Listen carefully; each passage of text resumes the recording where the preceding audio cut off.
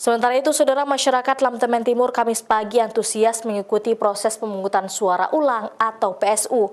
Meskipun sempat kecewa karena adanya kecurangan, masyarakat yang masuk ke dalam daftar pemilih tetap rela datang ke TPS untuk memberikan hak suaranya.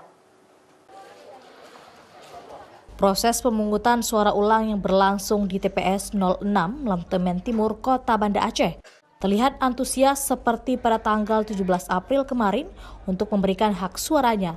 Terlihat dari banyaknya masyarakat yang mengantri untuk melaksanakan pencoblosan ulang. Di TPS 6 Lamtemen Timur, Banda Aceh terdapat 283 daftar pemilih tetap yang harus melaksanakan pemungutan suara ulang. Ditambah 20 orang yang ikut diundang kembali oleh penyelenggara yang memilih dengan menggunakan KTP.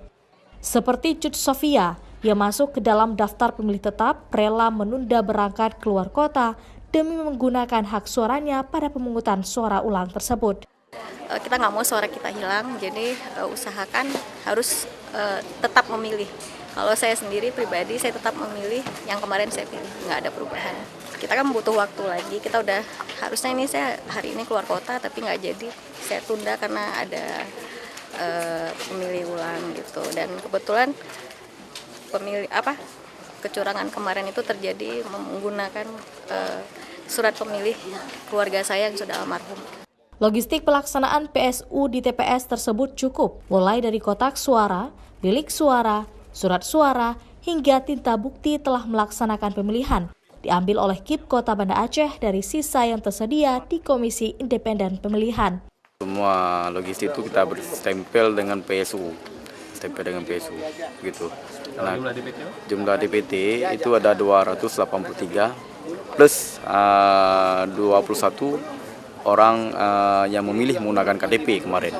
Jadi orang tersebut juga kita undang kembali dan kita berikan formulir C6.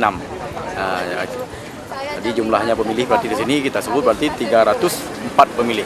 Proses pemungutan suara ulang di TPS 6 Lamtemen Timur tersebut dilaksanakan setelah sebelumnya panitia pengawas pemilihan mendapati kecurangan yang terjadi di TPS tersebut, di mana undangan salah satu DPT digunakan oleh orang lain. Syahril, Kompas TV, Banda Aceh.